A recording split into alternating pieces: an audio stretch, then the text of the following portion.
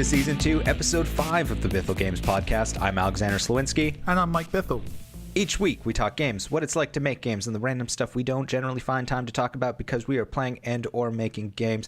Show note, our game Earthshape for Google's Daydream platform recently received another update. Go ahead and check that out. Okay, cool. Mike, what are you playing? I'm playing For Honor. Well, it feels like you should say it more. For Honor. For Honor. For Honor. I love it. I'm really enjoying it. It's definitely the first of an Ubisoft game franchise. By which I mean there's some great ideas there. I really wanted to have a sequel so it can explore those a little bit further, but it's cool, and it's a vibe I've not gotten out of an action game for a while. It's got that kind of heavy, slow pace to it, while also requiring, fast reaction times. It's good. So for people who weren't in the audience for the For Honor introduction and had a pirate with a cane and just were we bombastic... there for that one? I've seen videos of that, and I can't remember if we were in the room or if I just watched that on YouTube. We were in the room for it, right? We were there. We were there. So yeah, this like 7 foot tall pirate man with an enormous beard and a cane and just badass. Yeah, he's the creative director, right? Yes. I think. So it has that. So to go back an even further step, For Honor is a game where you play as a knight, a samurai, or a Viking, and you do battle with, a leaning towards historical accuracy. So anyone who's ever tried to hold a broadsword, I did. I was in a play once where I had to do stage fighting. Broadswords are really heavy and incredibly slow to move, and you're as much trying to do concussive harm to your enemy as you are like trying to slice them. So it's a heavy, slow way of fighting, which is interesting. So that's what the game is about. The game is about positioning, defense, and slowly wearing someone down, which very much differs to if you think about how Assassin's Creed combat works and how that speed and deft kind of Errol Flynn play works. So it's different, and I like it. And I like it. Kind of pulls in some MOBA design. It pulls in some Dark Souls style, like in terms of its reading of enemies. It relies much more heavily on UI for that than animation, which is what those Dark Souls games did. I have issues with the UI. It doesn't communicate massively well. You played this at E3, right? With me, you played the demo. I did not do well with it, though. You really hate. I remember I came off it and was like, "That's great," and you came off it and just no, not for me. What didn't work? I can't remember where you felt. No. That's not what it was. It was just I just genuinely struggled with it. Like it was because it does lean so heavily into the Dark Souls territory, and I am not designed for that. I just had general difficulties with it, but I was enjoying the combat. I was enjoying the whole block, like the 4-way blocking thing. Is that still in there? It's 3-way, but yes, yeah. And that becomes the core of the game. And playing with so that is you move the right thumbstick and you change your stance essentially between high attacks, left and right attacks. And then that's used for blocking, but it's also used for what you're doing. So there's a kind of a rock, paper, scissors situation there where you're trying to get around the enemy's defenses. They introduce characters later on that can't hold a stance. The lighter enemies in the game. So if you use your right thumbstick, it blocks and then has a little thing that wears down. So you have to be very reactive. You have to kind of move very quickly. And then when you attack, that follows the direction that you've chosen in that as well. So you're kind of trying to work around the enemy's stances, which is great. And what's interesting about it is it's definitely an attempt to make that Dark Souls gameplay accessible. Because essentially you could play this game just on that UI, just on the shield, matching to something different and getting your attacks in and blocking their attacks. You could play in that way, at least in the early game. I'm playing the single player campaign, so I've played the Medieval Knights campaign. I'm going to start on the Viking campaign very shortly after we record this podcast because my goal is to finish this game before going off to Vegas. And yeah, they've definitely tried to abstract that because the thing with Dark Souls is obviously you're failing a lot. You're kind of learning animations which is a very gamey thing to do, whereas I think here they're trying to abstract it to the UI stuff so that a player like me who maybe doesn't have the patience to learn, you know, a more in-depth system can start to feel really good with this system. You've also got that MOBA stuff coming in that you have when you're playing the single-player campaign, and I very much assume this is the case with the multiplayer as well, though I haven't played it yet. You have these kind of generic grunts who are running around who you can take out with 1 or 2 hits. So it's relatively fast. You know, you can go and help push the line forward, which is shown again in a very graphical way. You can work with your soldiers to push back the hordes, and then you have these hero knights who are the ones who you actually are going to have to, you know, play a fight for, you know, maybe 30 seconds to a minute against them in order to actually take them out, and that would obviously in multiplayer be a rival player. So it's interesting seeing Ubisoft taking these little bits and pieces of different genres and then tying it to a mechanic that's very much built around the feel of broadsword combat. And that's something that it's one of those ideas that you're like, why did no one think to do this? You know, why in the mainstream at least, why aren't we getting those experiences? And I think it's because it's a very hard thing to sell. Initially you bounce off it a bit because it's very slow and doesn't feel very responsive until you get into its rhythm and you start to understand how that plays.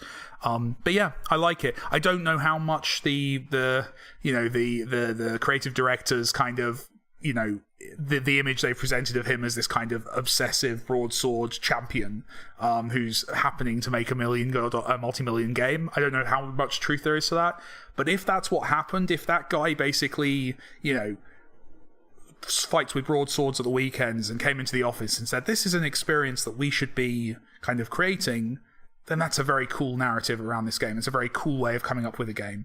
And I just, yeah. The only other things I want to quickly add, one, I love the Robin Hood Prince of Thieves accents. There's a lot of, at least in the Knights campaign, there's a lot of Americans talking in kind of that kind of Christian Slater English accent, which makes me very happy because it's cheesy in the extreme. The writing isn't great, but I think the kind of the mega epicness of everything and how important the entire battle is quite fun. And yeah. And it's got a good tone to it. I like it. I'm looking forward to playing the rest of the campaign. I just think I have to have a Ubisoft policy, the same policy that I have with Apple, where it's just, I won't buy the first iteration.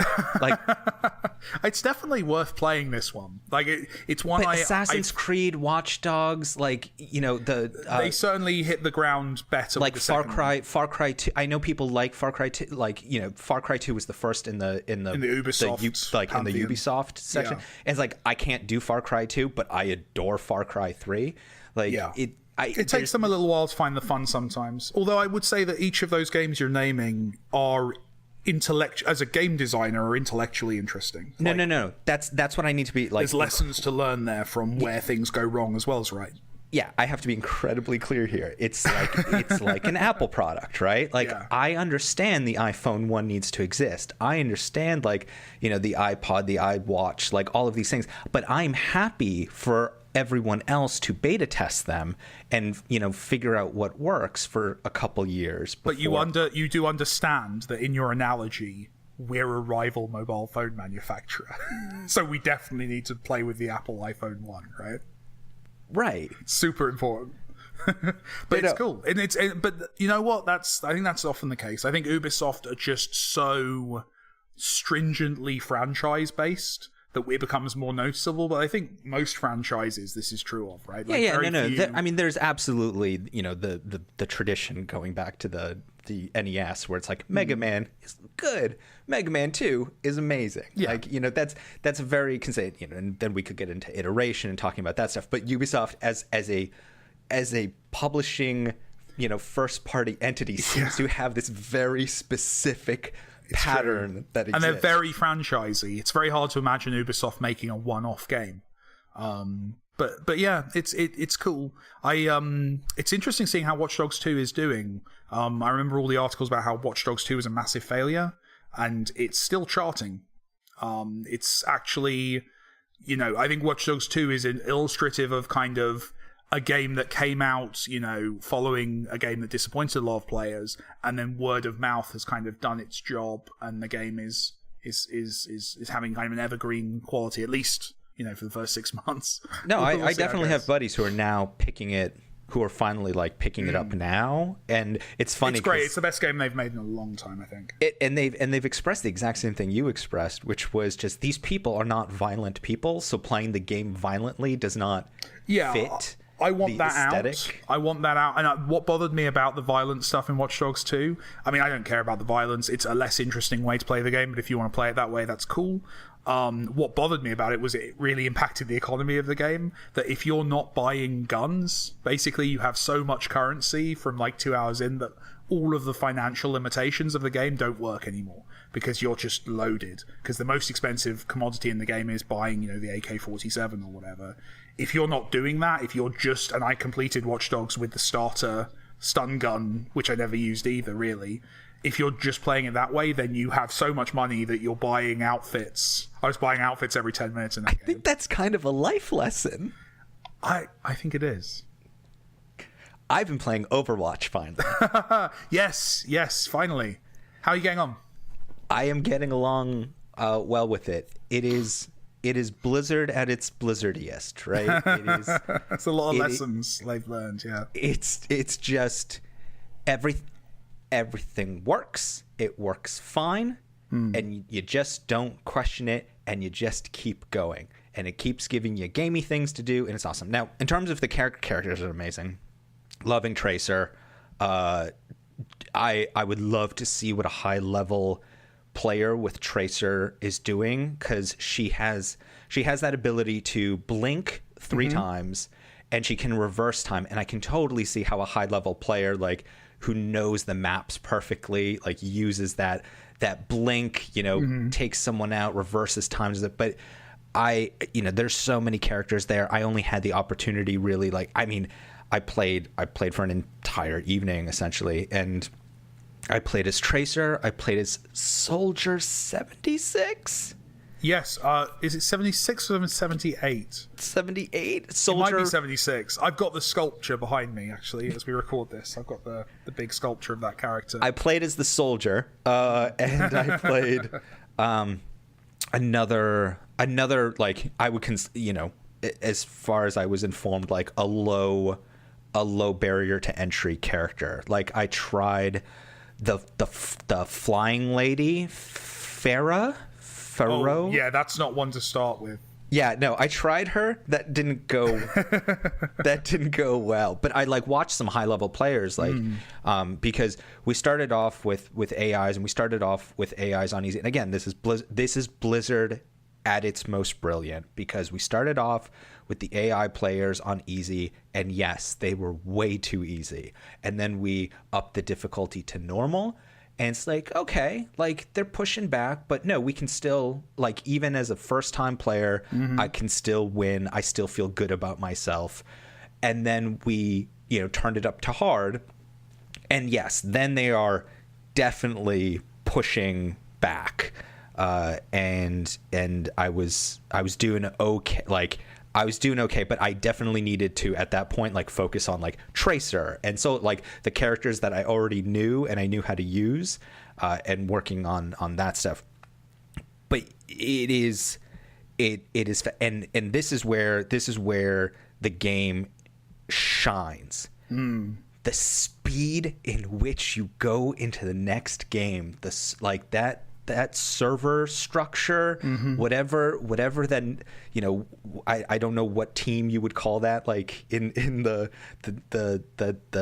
server group, the network development. I think the main team is what you call that, the bulk of people. No, and that stuff, it doesn't give you a chance to decide not to play, does it? That's the thing. I remember when I was really into Overwatch, I was just jumping back into games so quickly that hours would pass, and that's a good sign. That's an addictive. I don't like using the word addictive, but it is addictive. Right?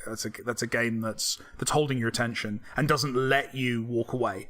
But yeah, it's like you say, Blizzard are very good at building on what Blizzard know and what they do best. And this game feels like a game made by a team or a company that have learned a lot of lessons over many years. But yeah, for me, it's mostly about the characters. I love that game. I love the visuals.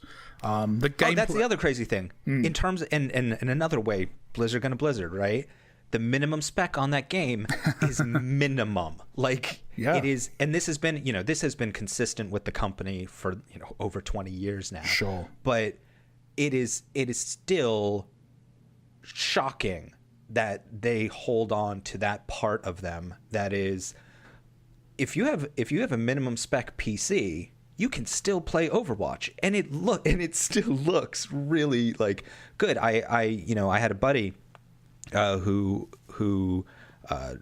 wanted to play Overwatch. He didn't have it, so I was just like, oh, I'll get it for you. But like, what's the spec on your computer? And he's just like, blah blah blah blah. And we looked it up, and he's like, it should work fine. And he ended up playing with us that evening, and it was brilliant. Like, and he's on a old PC, and it still worked great for him. And that's World of Warcraft, right? That's the lesson they learned, and you can see that in the fan base for Overwatch is so much broader than the kind of the more high spec PC games, because there are people playing it on laptops, on non cutting edge rigs, and it means that the audience can be much broader. It can find its footing with a fan community at a crazy scale.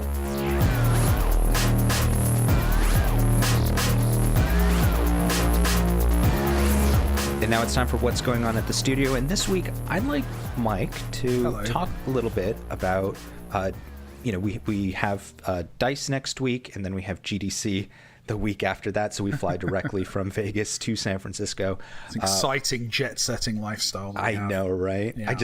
I need to get you a cool scarf and like some Ray-Bans. I'm offended that you don't think any of my scarves are cool. We can talk about that off the podcast, though.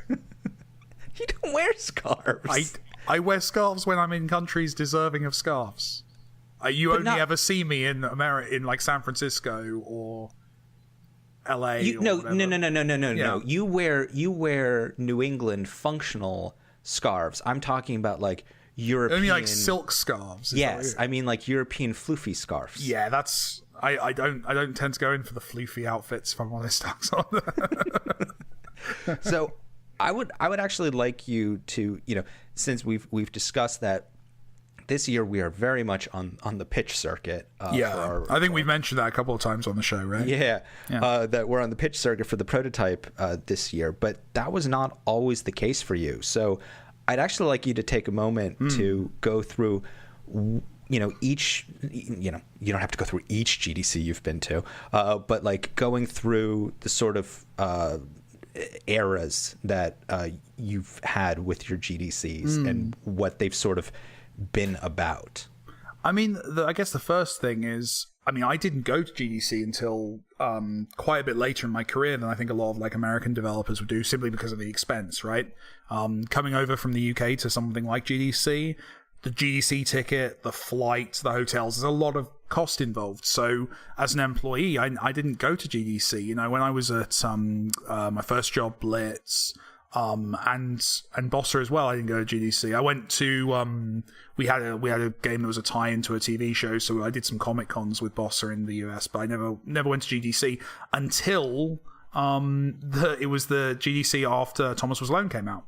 And I got independent, and I thought, well, I should probably start going to GDC. I think that was my favorite GDC. Actually, the first one was GDC is a very cool place to be when you've just made the thing that everyone played and liked. It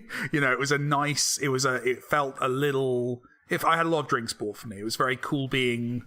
The sun was shining on. The sun was shining on me, and that was a lovely experience. And because of the timing, Thomas Was Alone was in everyone's memories.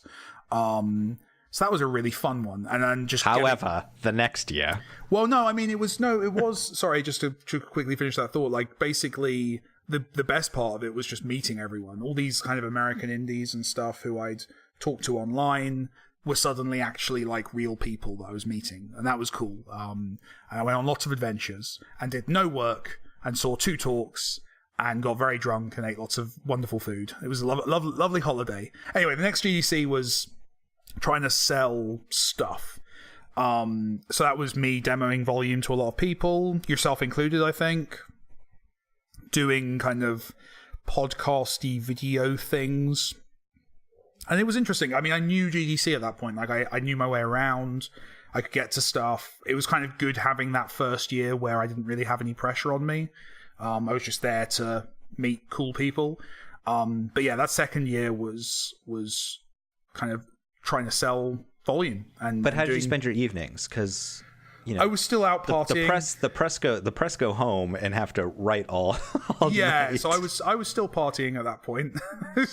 there was still lots of parties and still lots of like hang out with people. And I think that was the case for a couple of years, because Volume, I was there. I think 2 GDCs I did while developing Volume and promoting the game. The great thing about GDC is it's in San Francisco, which is where all your press are based, so you can go off and do the video interview for GameSpot, IGN. Now you can do Kind of Funny, but obviously not back then because they didn't exist. And yeah, it was a good PR thing. But yes, in the evenings I was out drinking and meeting people, and it was lovely. And then I got old. That's the postscript to my GDC stories. Is there was the GDC where I was there. And Volume was nearly out, and me and you were spending a lot of time together because we were kind of just starting to work out. I'm trying to remember the timings on this. I feel like we were secretly already kind of left Joystick. This was after Joystick ended, and I was trying to figure out what I was doing next. Everyone else said no to you. Yes. You thought, screw it. I'll go work with Bithell. I was alone. I was in the darkness. But I think there was a GDC, right? It was just before Volume came out, I think. Yes. Yeah. No. There was that GDC, and then the following GDC is the one you like to refer to as the one where I just brought you from meeting to meeting to meeting, and you hated it. That was last year, right? I think so. That was the worst GDC I've ever had.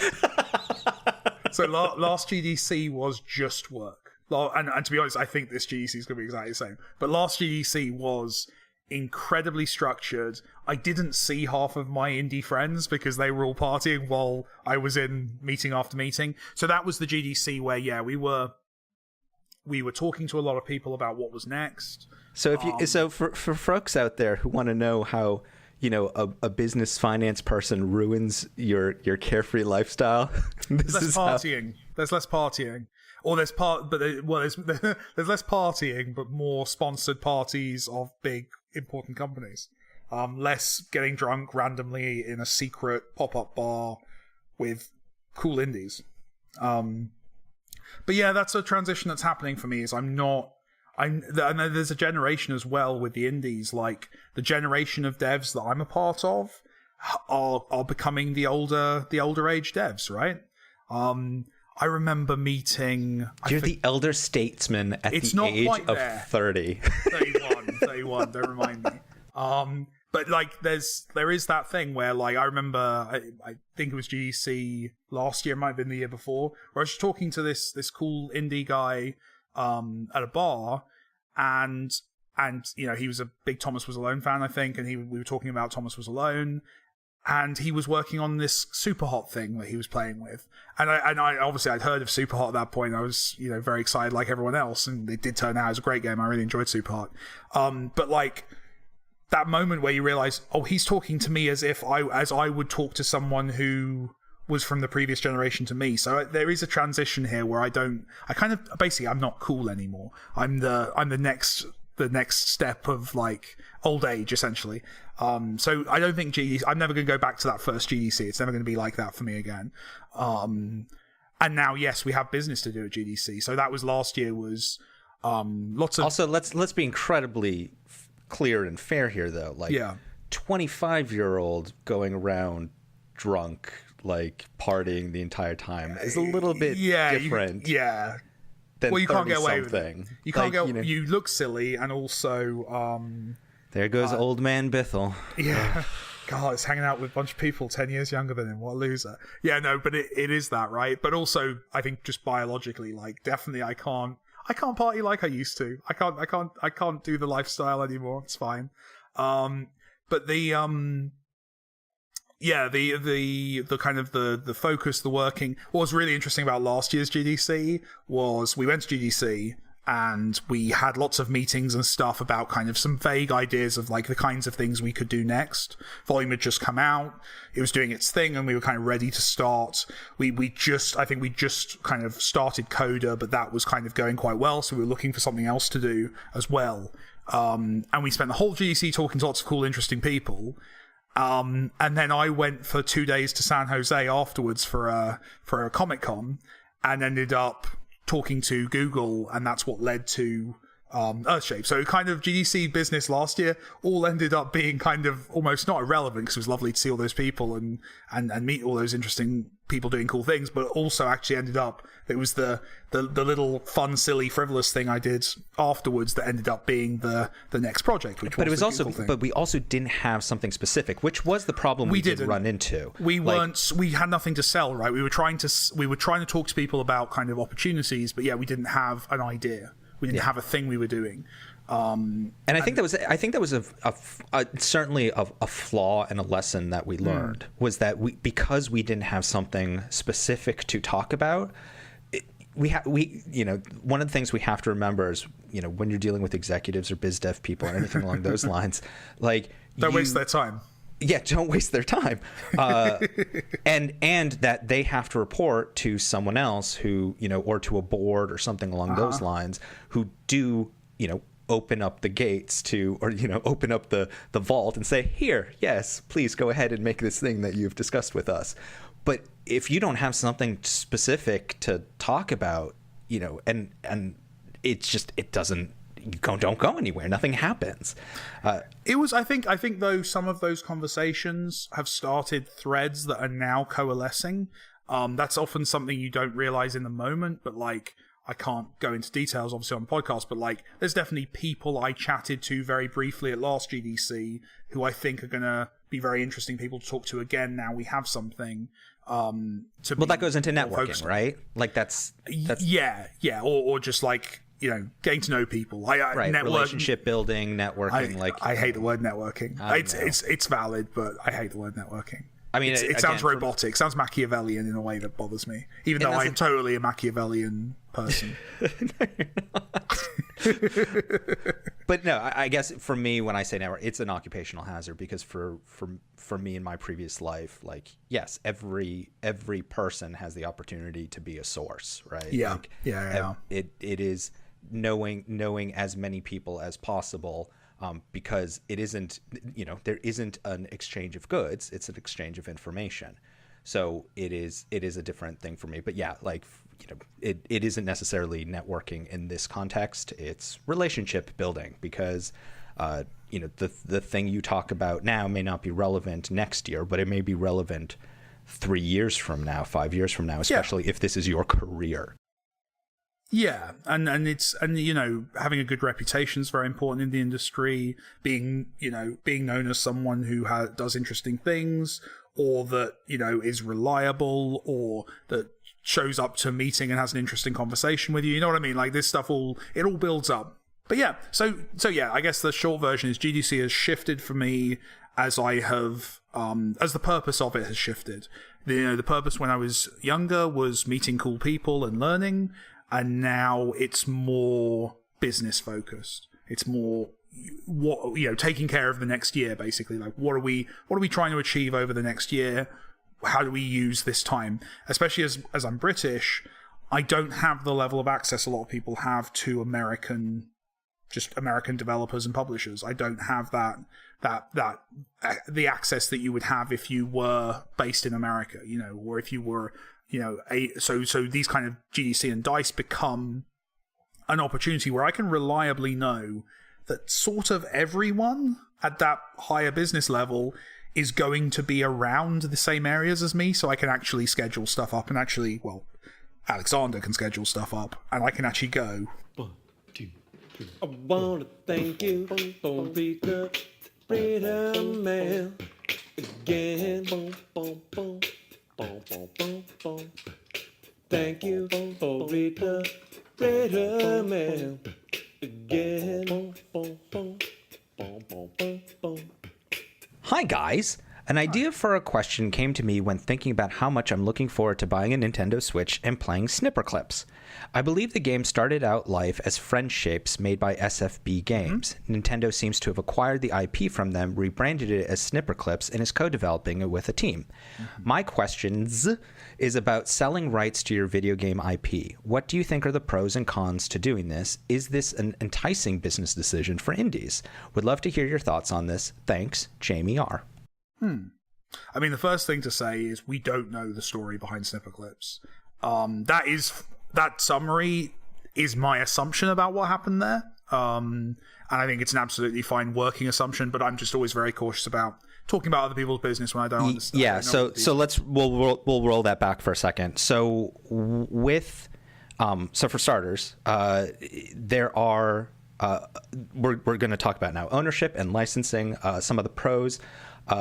Well, actually, one of the things is some publishers won't even negotiate with you if they can't have the IP. That is that is a thing that exists, and there are numerous reasons for that. Most of it having to do with making sure that because they've invested heavily, they are controlling the destiny of that intellectual property. And but you can make deals inside of that. So in terms of like merchandising and products, the George Lucas is a super example of making sure someone who gets the merchandising rights to an intellectual property. So yeah, the certainly for independent developers. If you are very much like we were discussing in the previous segment, trying to go for higher level funding from publishers or whomever else, intellectual property may be something that you do have to give up. It is something that we have not experienced yet. Like we currently do own all of the intellectual property to all of the titles that the company has made.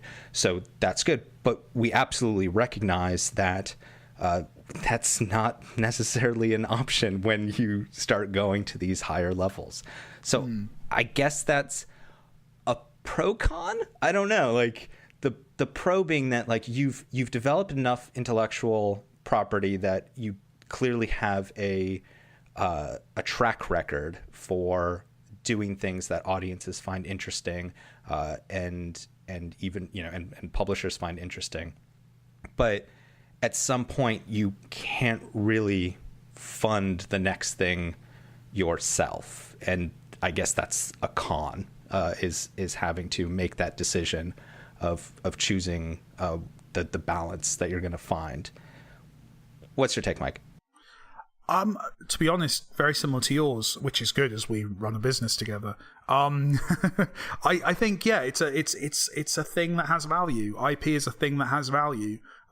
It's a massive asset, and therefore, it's a negotiation point. And there is definitely benefits to having your IP. We can right now do anything we want with Thomas Was Alone or Volume or Earthshape in terms of exploiting that in different mediums. Making it products. Also creates value for your company, which is another thing we cannot just skip over. If you are a group of individuals, okay, say you're a team, 5 to 15, right, or even if you're just starting out.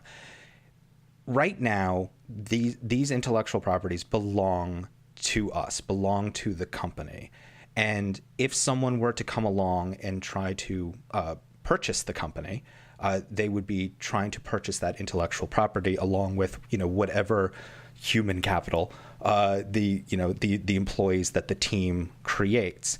This is very different than say your first time sort of out of the gate or even second time out of the gate. Like say you made a really great independent like intellectual property thing that you own the first time out the gate, and the second time around you create a hit using a license. Or something along those lines. The people who may be purchasing you may be purchasing the team, not the company. So in that, there may be a much stronger discussion about keeping that team together and having that team move forward than it has anything to do with the intellectual property of the company.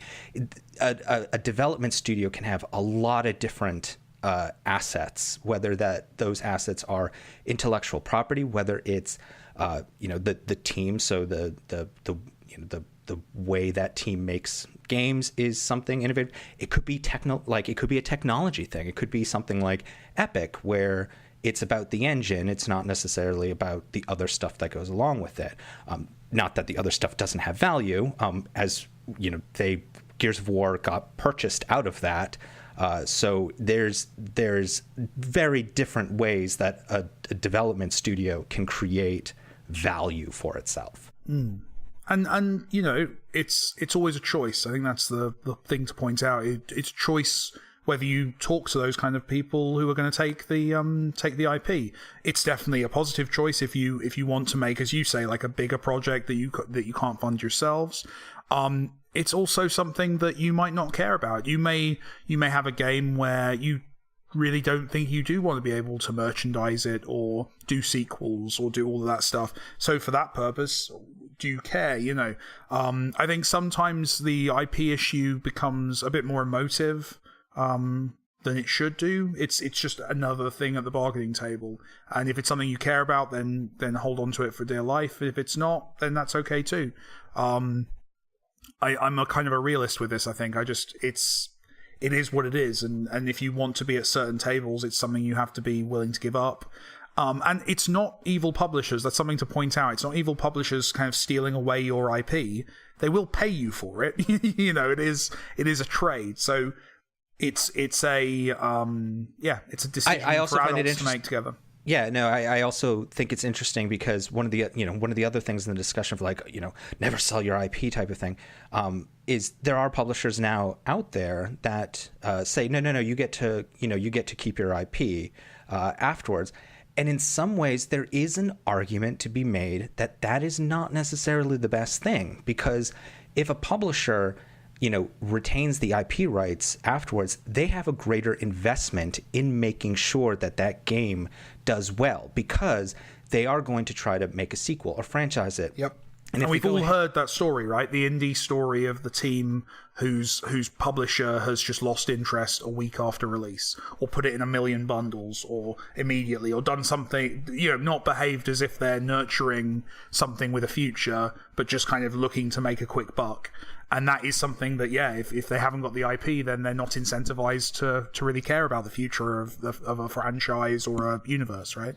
Yeah. So, it is not always the story of the evil publisher, nor should anyone go into that relationship without their eyes wide open to, exactly like the example that Mike just gave, where a publisher dilutes, a game, a brand, a franchise by just pushing it out there everywhere. There's going to be publishers out there that you can discuss the long-term strategy of the franchise, and they will be on board. And for them, it is about money. So if there is more money to be made in nurturing this thing and making it a long-term prospect, that has to be part of the discussion. And you can't just trust that they're going to understand the long-term plan. That has to be discussed. It is a relationship. It is a conversation. So that's a whole other thing about selling the rights to an IP. If a publisher has an investment or has skin in the game on that IP, they're going to invest more effort, more marketing, more attention to you and to that, which will allow you to then potentially do the next thing. And that doesn't mean the next thing is that IP. You might be totally over that IP and doing, but, and this is a really important part, if that IP is successful and you're over it and you want to move on to the next thing, guess what? That next publisher, your negotiation with them is going to go a lot easier because you've made a successful franchise for someone else. So there's a lot to unpack in the question of should you sell rights to your IP? It depends what your strategy is for your company in the long term. For sure.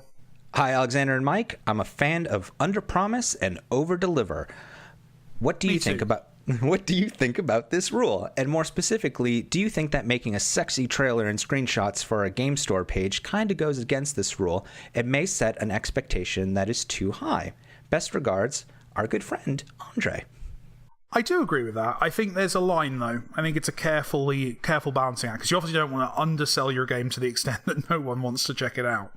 I definitely think you should be completely honest in your marketing, and that's something we strive to do, but also, yeah, I think having a game surprise people is powerful. If you look at an example from film, right, John Wick.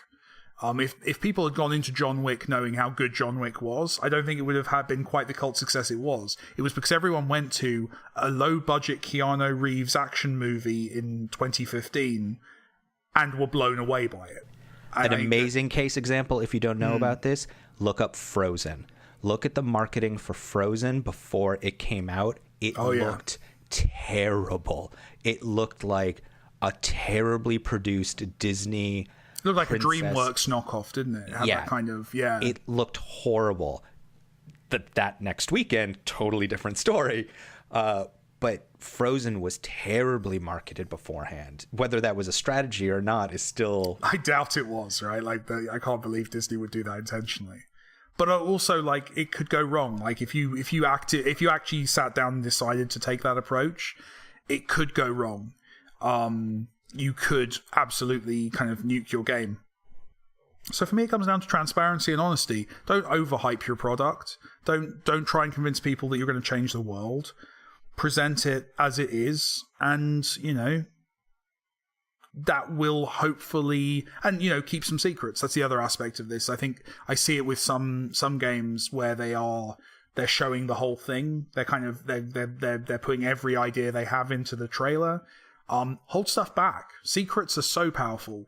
I love the conversation around Titanfall 2, where everyone was talking about that mechanic, right? Everyone was talking about that level in Titanfall 2 that was exciting and fresh.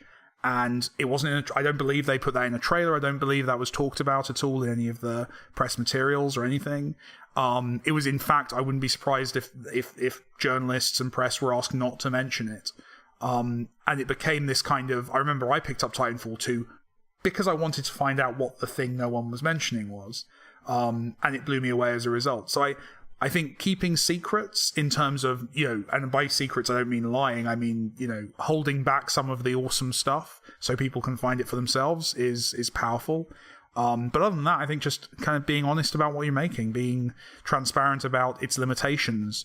If someone comes into your game expecting it to be something it isn't, then that's where the frustration comes from. If someone comes into your game expecting the kind of thing you're doing, but then you do it very well and you do some stuff they weren't expecting, that's how you make fans. I think that was, looking back, I think that's how Thomas Was Alone kind of hit as big as it did, was because no one was expecting anything out of the Rectangle game. So therefore, when it did deliver on some of those things, it was a big surprise to people. Regarding the whole, more specifically, do you think that making a sexy trailer and screenshots for a game store page kind of goes against this rule and sets expectations too high? Does he mean unrepresentatively sexy? I think too sexy? Maybe, but I don't know. It's kind of a weird one. It's kind of a weird one for me in trying to decide what demographic I'm speaking to right now. Because if I'm speaking to someone of the YouTube era and the Let's Play era, it's just, well, you should watch a Let's Play before you do any of this stuff.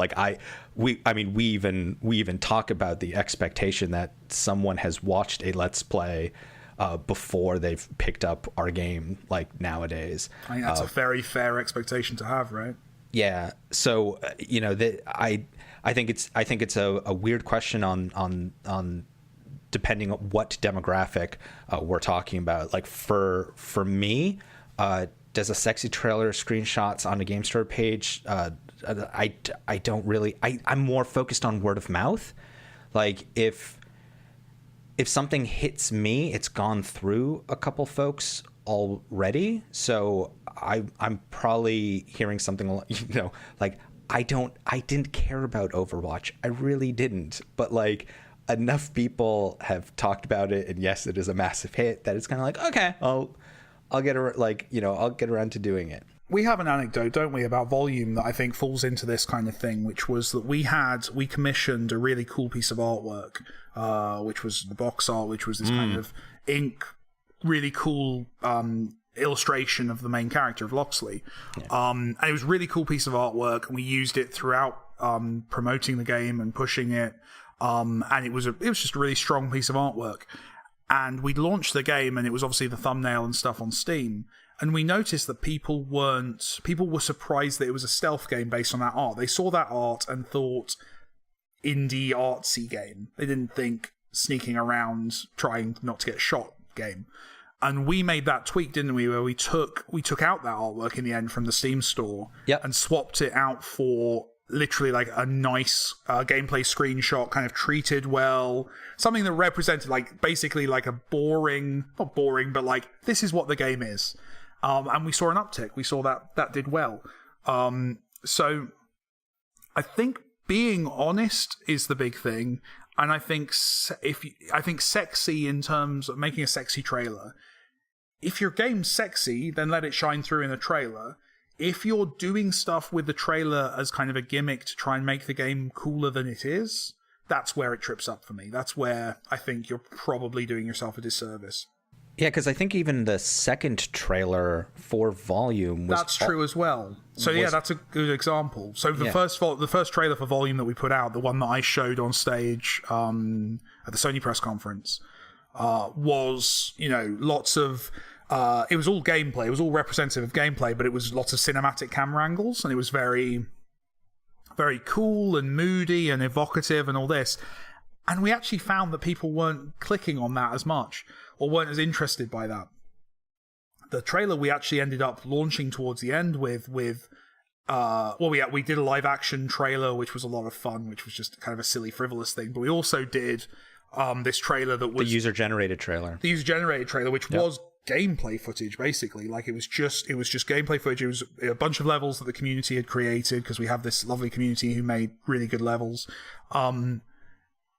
And yeah, we just showed the gameplay, and that's the most popular trailer we've done. But that was based on the. I mean, even talking about it looks like a Let's Play, right? It's me playing the game, me playing other people's levels, basically. But without giving away too much about what we're working on right now, yes, we absolutely had the conversation of is this fun to watch? Yeah, does this gameplay hold up if it's just being streamed? Like, does it hold up if I'm watching this?